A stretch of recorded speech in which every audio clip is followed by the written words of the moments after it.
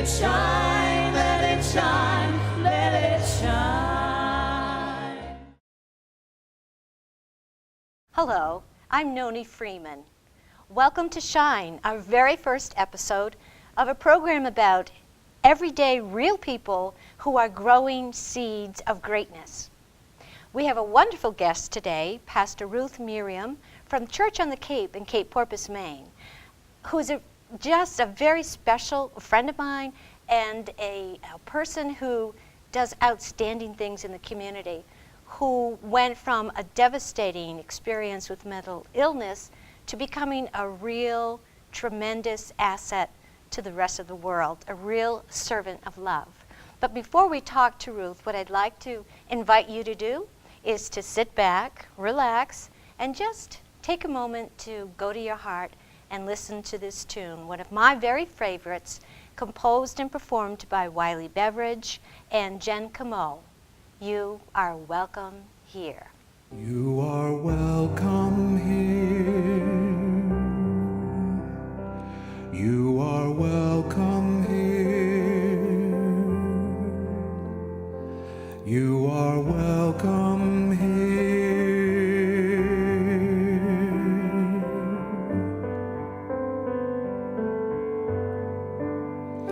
So open your heart and listen. So open your heart and listen. You are welcome here. You are welcome here. You are welcome here. You are welcome here. You are welcome here.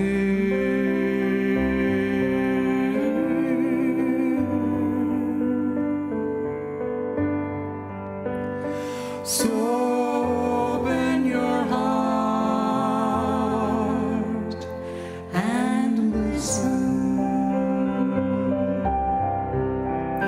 So open your heart and listen.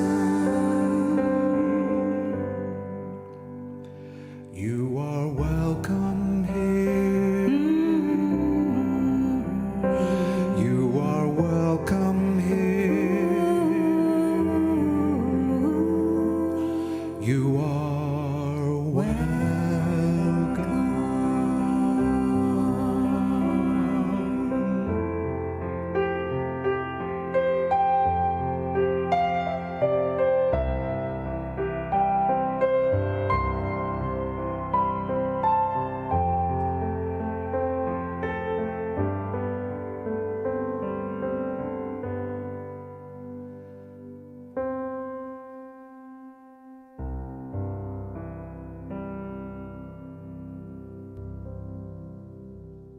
Now, I'd love for you to meet Pastor Ruth Miriam, today's guest. Ruth, welcome. Thank you. I was so touched the time when you shared your personal story about having gone through a real devastating experience with mental illness. I found it very inspiring. I wonder if you wouldn't mind sharing that with our guests at home. I'd be happy to. First of all, I should probably say that I was always very afraid of mental illness as I saw it manifested in other people. And I think that if anyone said, if there's anything you don't want to have happen to you, what would it be? It would have been very likely for me to have said, to have anything to do with mental illness. I don't ever want to be perceived as wacko, crazy, nuts. I want to stay away from that. And as it happened, I was in seminary at the time and had a devastating breakup with a man that I assumed I was meant to marry. He was also United Methodist and headed for the parish ministry. And as it turned out, there was someone else, and I really couldn't take it. And I became very depressed and then manic, and did those quote-unquote crazy things that I would never have guessed I would be capable of doing, like tearing my room apart, sheets, all of that. How old were you then? I would have been 25. So around 25, Yes. you actually sunk into mental illness. You actually found yourself dealing with the fear that you had been afraid of for most of your life. That's right. And I remember the diagnosis when they said, I said, what happened to me? And they said, you are mentally ill and you have manic depression. And I thought, depression? I'm a happy person. What is this? And then I felt the stigma. Everyone from now on is going to look at me and say, she's one of those people. And it was a real struggle to claim my identity after that. Now, didn't you also spend some time in hospital? Oh, yes. Tell us about that. I was hospitalized 3 different times. One time was in Metropolitan State outside Boston, so that's pretty serious. It was a month apiece in each place. And I remember one time when I was admitted, I was put in a room that had no windows. All it was for the outside world, a little slit in the door. And they'd put my food on a tray and shoot it through, and I wouldn't have any silverware because I might take my life. It was, as I said, intense. And It's frightening to think of being in that situation. that was, and it also felt like a death in that I thought, I can't possibly be useful. I will be institutionalized for the rest of my life, and basically it's over, is what it felt like. And all of this came on as a result of a broken heart. Well, that was what triggered it. Yeah, I know in hindsight, manic depression was in the family. My aunt had it, in the genes. It was just as if it were waiting for some trigger to get me started. How did you deal with the stigma?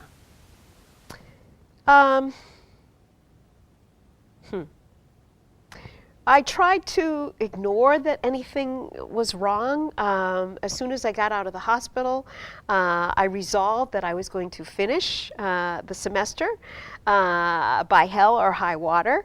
And of course I couldn't. I was drooling because of my medication, and I'd have to go around with a washcloth. It wasn't appealing.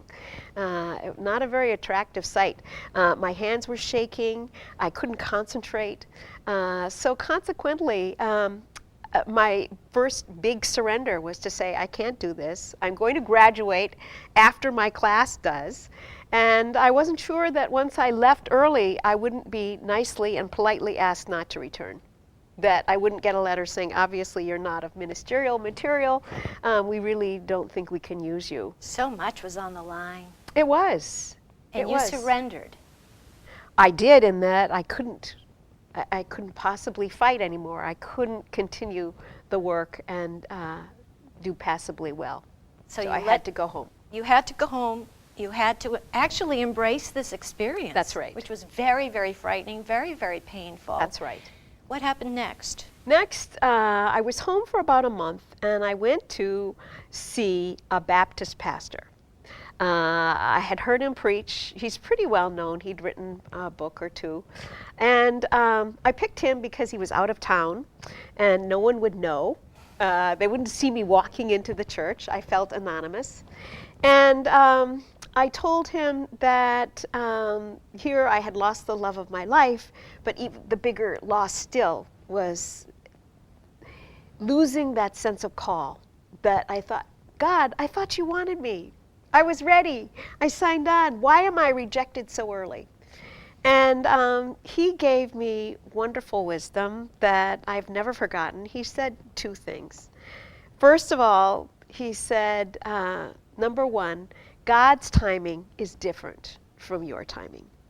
You may think that just because you're not graduating with the rest, that because your timing is out of whack, that God doesn't have any use for you. That's not what that means. It means it might take longer, but keep going. God has a plan. God has a plan, just keep going.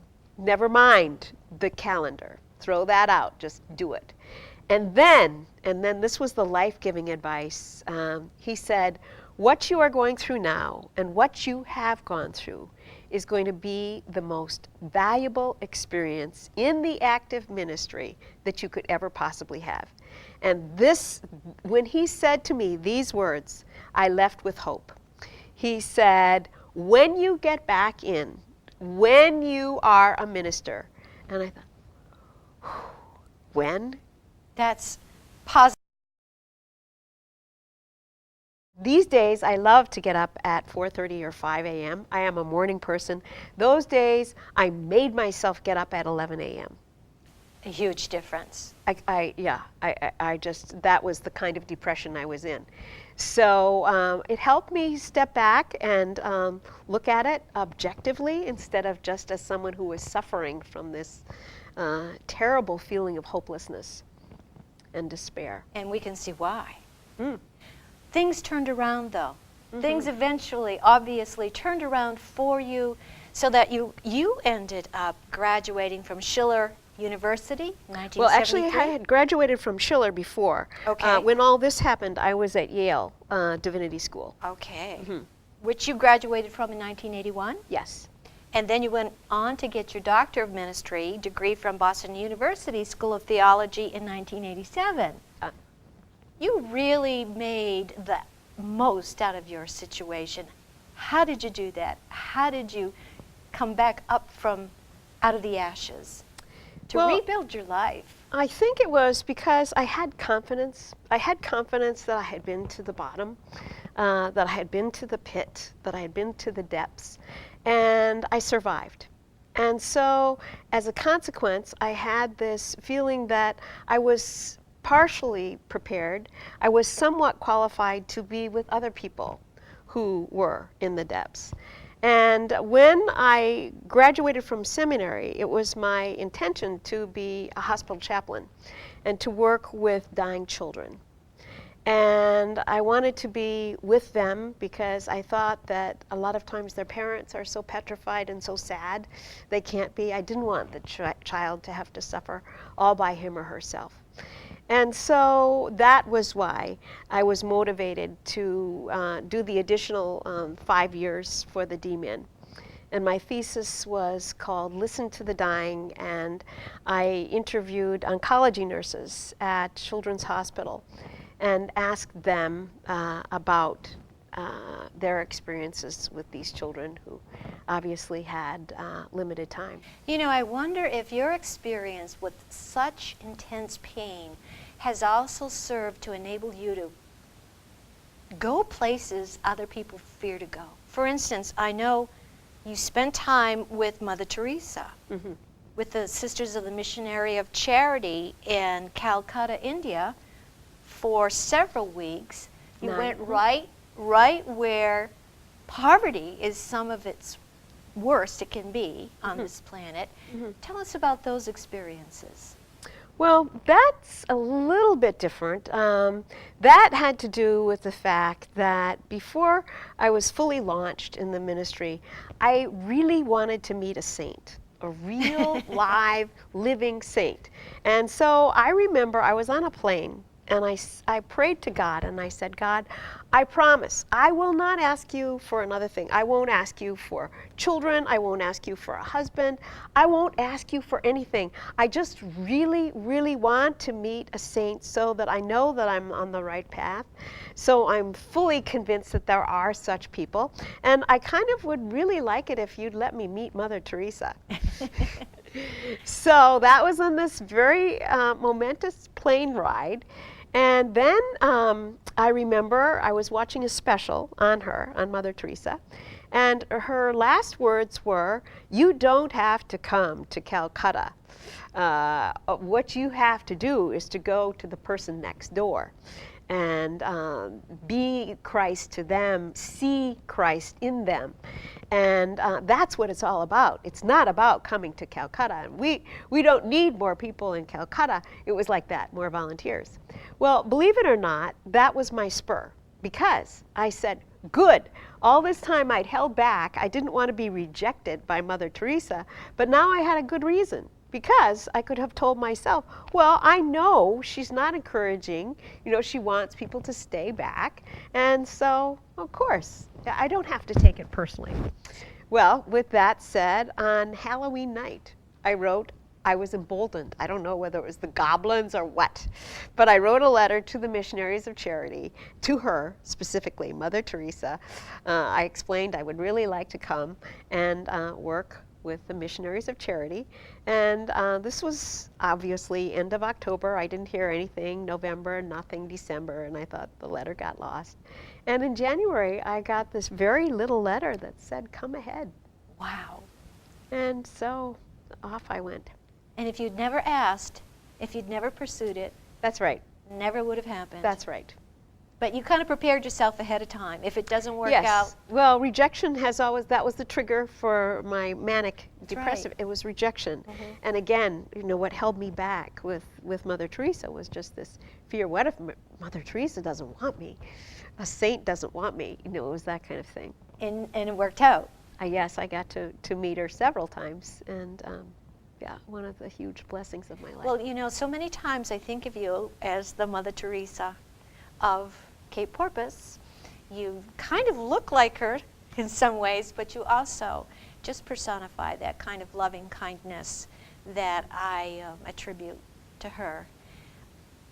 Down with the Church on the Cape and with the community at large, I know you make a tremendous difference. I really do believe that church is your vocation. I know that as a member of the Church on the Cape, I've been involved very, very much with many of the Sunday worship services and some of the different activities. I really appreciate your love of church and the difference that your leading the congregation makes down at the Church on the Cape. I was wondering if you could tell us what your passion is at this point, Ruth. What are you most passionate about? Well, you're right. I do love the church. And I can say that in that if I'm not preaching, if I don't have anywhere to be, when I was on leave, I had a family leave for 3.5 years when I had our daughter Julie. I would try to go to at least 2 or 3 different worship services in the morning. I just thoroughly enjoy the experience of worship. And What is it I that lights you up? Because I can tell. Yeah. Well, I think at the Church on the Cape, for example, is this all right if I? Absolutely. All right. Of course, it's the music that draws people. And what I especially appreciated is it's not these slow, drawn-out hymns. We sing hymns like fight songs, and it just charges me, and it gives me so much energy. And it's singing to God, and I want to sing to God. I want my life to sing to God. And so to be surrounded by other people who are doing the same thing. And then the presence of the Holy Spirit. When you walk into that room, meaning the sanctuary, you can feel that there's something there, and it's kind of an electric charge. And to be there with other people who are feeling the same thing, it's just, I hope that the future generations can have that same experience as we do. It's a wonderful experience, and I know that you do have a lot of concern about the future and what's happening with the church. What do you foresee? Well, sadly, I have served in 7 churches in my career, and of those 7, 4 have shut their doors. 4 are closed. 2 are really struggling, and by that I mean they sing to a CD player instead of being able to pay for an organist or a piano player. Yeah, that's very deeply saddening to me. What gives me hope is things like seeing the faith manifested in younger people.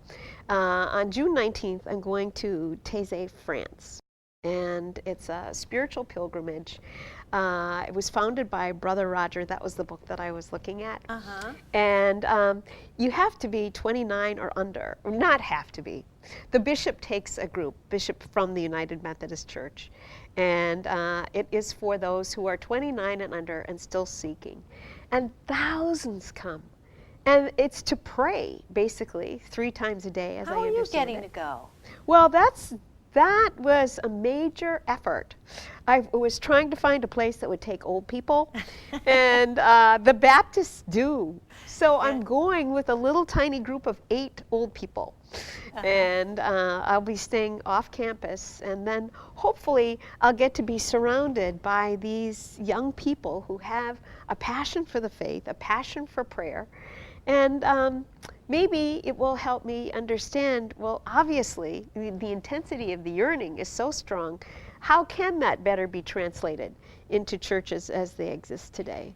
You can probably feel Pastor Ruth's passion as she talks. We happen to have a clip of Ruth giving one of her recent sermons. I believe it was called Where in the World is Jesus? That's right. Right? Which she gave at the Church on the Cape in Maine. Let's take a look. Where in the world is Jesus? That question has been asked since Jesus was born. You remember it was one of the earliest questions asked by the wise men when they were hunting for the baby. And so here they make the trek. They get all the way to Jerusalem, all the way to the palace, all the way to Herod, and they say, "Where is the child born to be the King of the Jews? Where is Jesus?" But that question doesn't go away.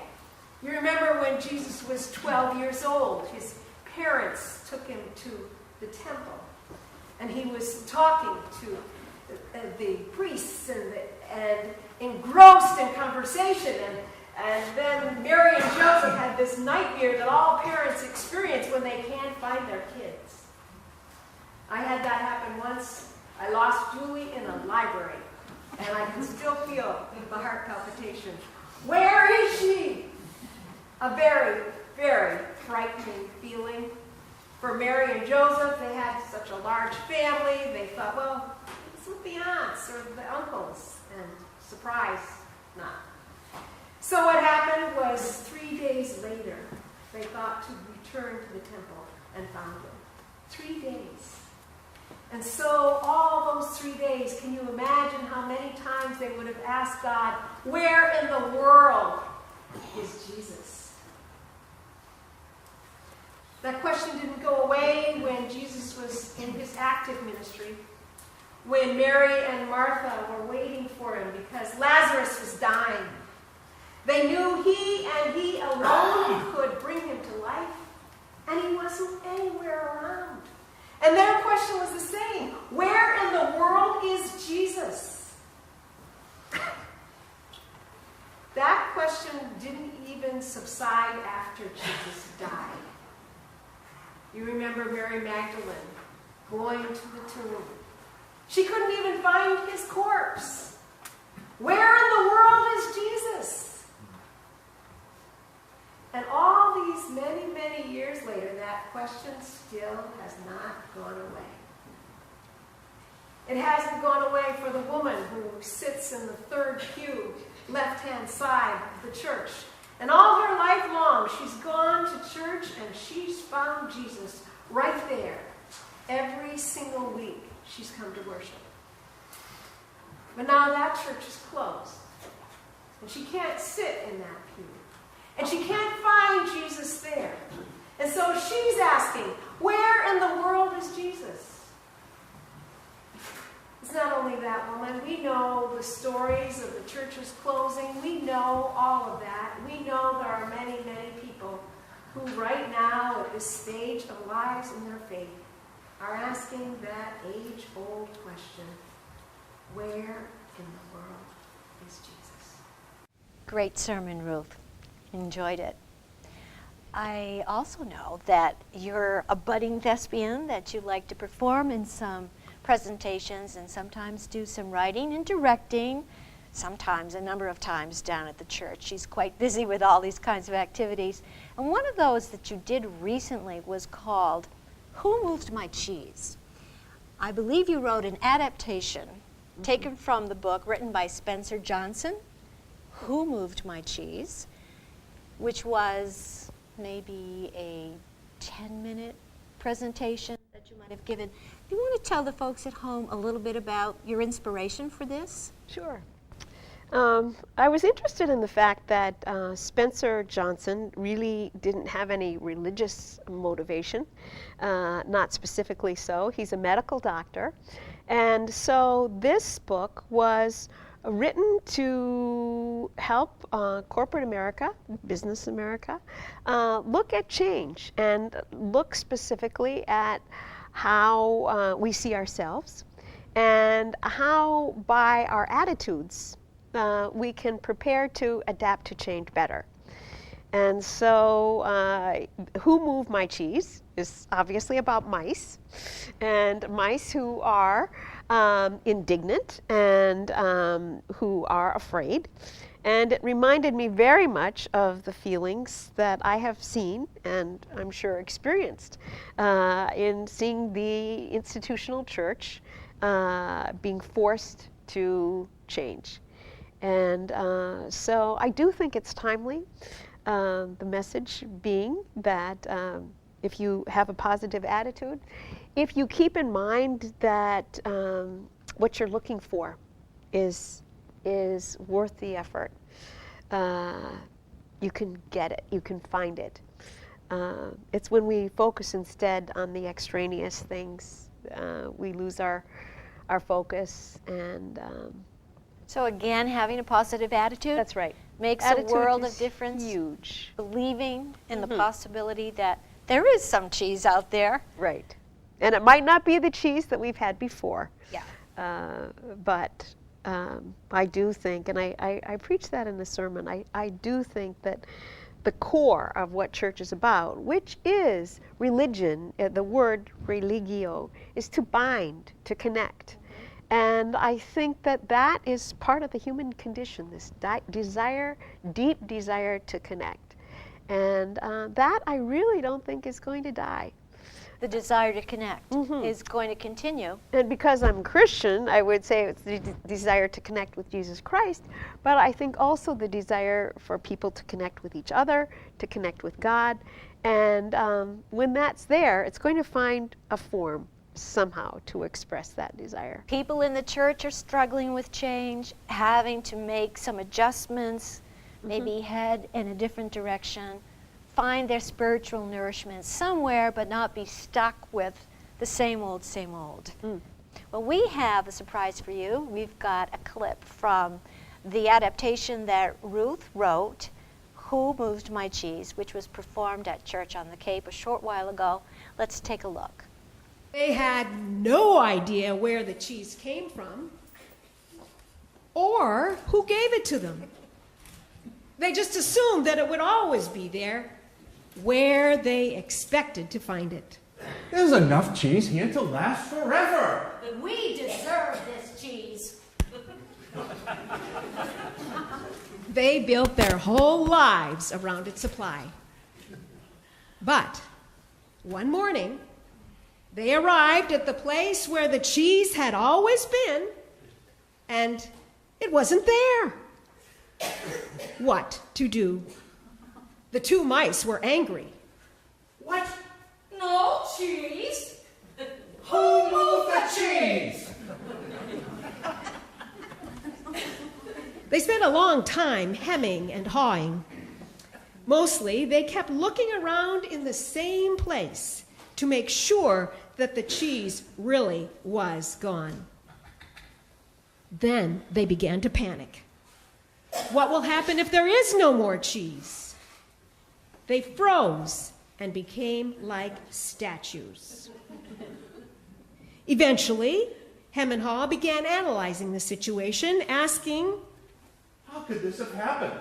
We don't deserve this. As they sputtered, Hem and Haw were becoming increasingly frustrated, not to mention hungry, and they started blaming each other. Finally, in desperation, Haw said, Let's stop. Go hunt for new cheese. No, I'm staying right here. It's dangerous out there. Besides, I'm too old for adventure. And I hate getting lost. With that, Ha realized that he too was afraid and decided to stay put. Sooner or later, someone had to put their cheese back. At last, after waiting and waiting and waiting, Ha said, It's time to go out and find new cheese. But what if there is no cheese out there?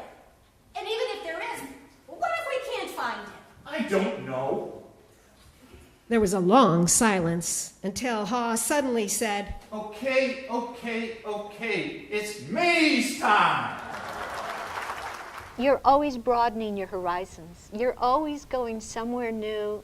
You're heading for a new frontier in pursuit of what you really love. Obviously, what really makes a huge difference for you. And in the process of it, you really are growing seeds of greatness that I know. It's an inspiration for myself and for the folks watching at home. It doesn't really matter what it is that is our cross to bear or is our challenge. It really depends on what it is that we make of it.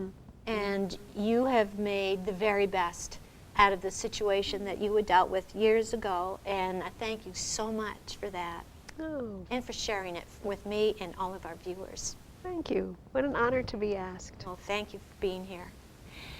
And to help you folks at home, maybe go to your hearts and feel a bit closer yourselves to God, we've prepared a beautiful meditation performed by Wiley Beveridge, Jen Camo, Michelle Curry, myself, Mike McNerney, and Neil Zwig. The piece is called One Power. Let's watch.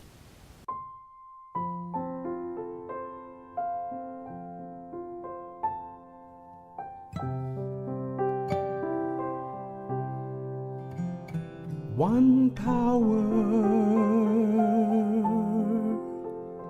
one God, one power, one God. I surrender, I let go. I surrender, I let go. One power, one God, one power, one God. I surrender, I let go. I surrender, I let go.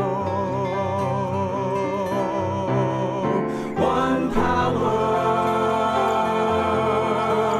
one God. One power, one God. I surrender, I let go. I surrender, I let go.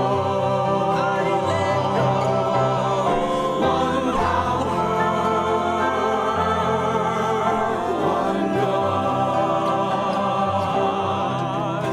One power, one God. I surrender, I let go. I surrender, I let go. I surrender, I let go. Well, thank you for tuning in to our first episode of Shine. I'm Noni Freeman, and I hope to see you right back here next time with our next episode. In the meantime, keep on shining the light.